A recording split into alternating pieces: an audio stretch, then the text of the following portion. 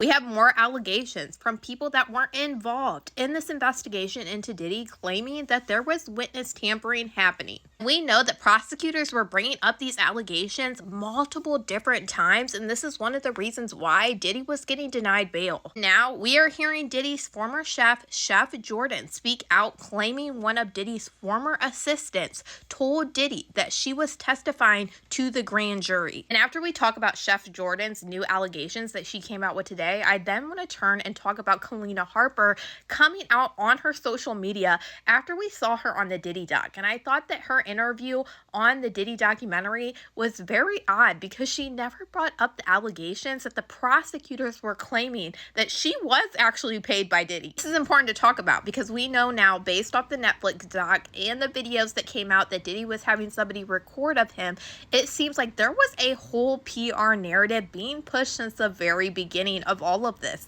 And this is something that the prosecutors alleged at the very beginning with all of this witness tampering. Now we are hearing these same allegations coming from Chef Jordan, who is claiming that one of Diddy's former assistants is the one that gave Diddy her information and that she was testifying to the grand jury. And she came out with this information that she was contacted by Diddy's lawyers right after she had her appearance to this grand jury on April 2nd of 2024. And she also posted this text message along with these details that is from April 15th of 2024, just a week after she testified to the grand jury. And the text says, "Dear Chef Jordan, this is Aaron Dyer. I'm Sean Combs' attorney. I left you a voicemail last week, but wanted to follow up. I had been told that you had been contacted by law enforcement and might want an attorney to represent you. Let me know if you want to discuss or have us help with this." Now, Chef Jordan came out today and is claiming that the person that gave Diddy this information that she testified to the grand jury is Diddy's former assistant, Neil Dominique. Important to note that Cassie Ventura gave testimony about Neil Dominique and claimed that he was one of the assistants who helped set up the freak-offs. He writes this post and tags Neil in it saying, "I just wanted to put this out there because I've been debating how I wanted to handle the situation.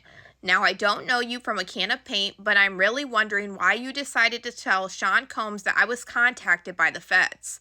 I saw you wrote a good character letter for him too. Come to find out, you were actually providing Puff with information on a whole bunch of people throughout the case. So my thing is, why were you so comfortable putting my life in danger? Why were you so comfortable putting other people's lives in danger in this case? You provided addresses to him. Were you like a double agent working with the feds and Puff? I'm wondering how big was the check you got? Neil, since you don't really know me, I just wanted to make sure you understood. Because I will never feel safe and comfortable, I wanted to make you feel uncomfortable too.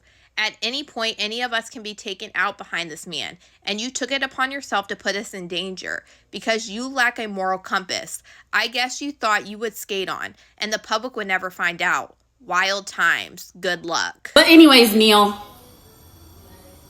Hey, my name is Jordan Shaitan. You don't fucking know me, but you provided my name to Puff and told him that the feds contacted me. Even before I even talked to my own family about it, you put my life in danger. You provided addresses to him for a few people. You were actually meddling with a few other victims in the case, acting like you were their friend. So, anyways, I just wanted to make sure because it was clear you accepted the check. How much was it? Can you tell us? Can you tell us how much it was? Anyways, you got the check and you clearly been over there comfortable. And so I just wanted to make sure that you didn't get too comfortable and you will fucking pay one way or another for putting our lives in danger. Because it's a list.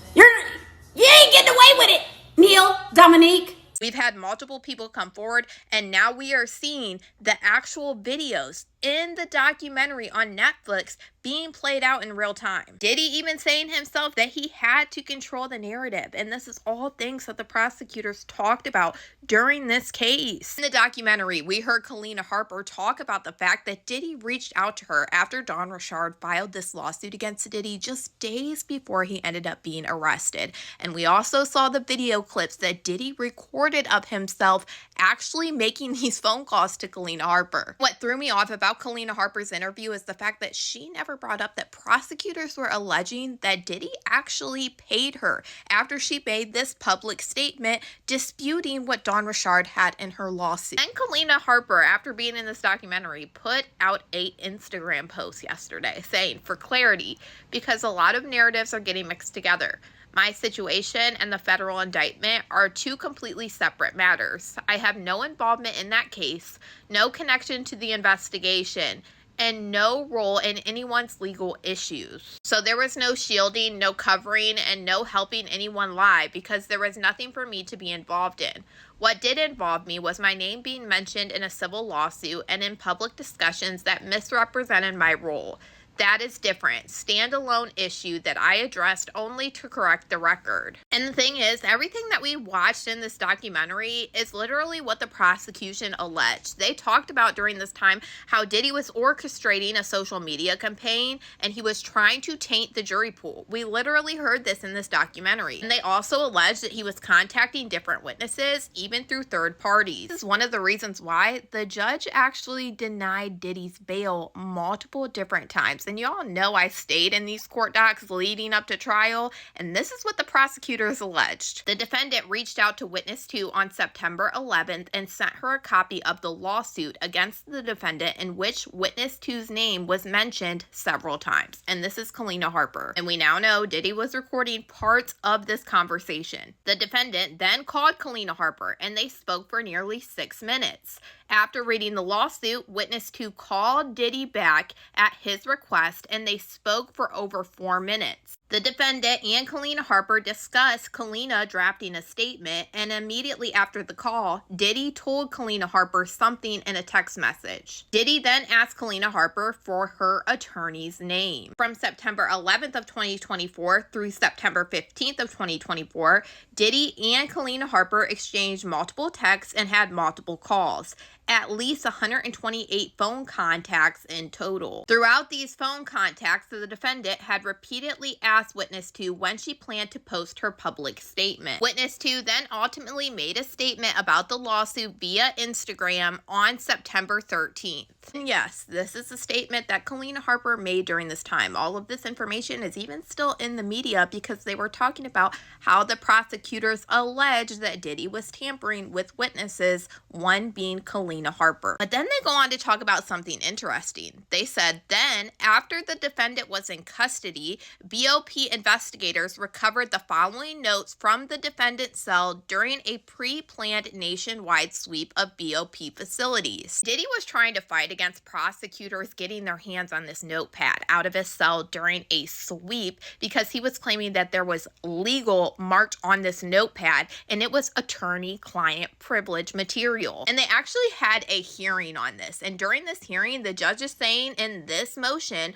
on November 19th of 2024, at this hearing, defense counsel presented the court with an intact legal pad with legal written on the binding, stating that the legal label on this and other pads showed that they were clearly protected by client-attorney privilege and should not be in the government's possession. The judge then goes on to say the court notes that the sealed exhibit to the government's brief on this issue includes photographs of 2 intact legal pads taken at the time of the BOP sweep. There is no writing on the binder of either pad. At the scheduled hearing on Friday, November 22nd, 2024, defense counsel should be prepared to give the court further context on the legal label that the court was presented with on November 19th of 2024, and to address why this label doesn't appear in the photographs in the court's possession. And this was the judge calling out Diddy's legal team during all of this because he is saying when the BOP sweep this, they took photographs and there's no legal wrote on these notepads. But when you just presented it to me in this hearing, it has legal on it. So why is that? But why are these notes also important? Well, the prosecution was trying to say in Diddy's personal notes, the defendant said he paid Kina Harper after she posted her statement. In my opinion, I don't think what Diddy was worried about during this time is that Dawn Richard actually filed a lawsuit. It is because he knows that Dawn Richard was around the time that Cassie was around. I think that Diddy knew the feds were going to go after Dawn Richard as a witness, and this is why we saw Dawn Richard on the witness stand, giving testimony about what she allegedly saw. As mind you, in this lawsuit that she filed, she talked about different instances with Cassie a lot throughout her lawsuit. In my opinion, this was all very calculated. This is one thing that I talked about in the very beginning of this case. You could see different things shifting and moving, and I really thought that reasonable doubt was being thrown out there. This was the same thing that the prosecution was trying to allege the whole entire time. Now to see all of this stuff come out on a Netflix documentary that Diddy was literally recording himself in these instances and saying different things about how he has to push a narrative to the media is just crazy. My heart literally breaks for every single person that was involved in this that are now literally scared. But y'all let me know what you guys think about all this in the comments.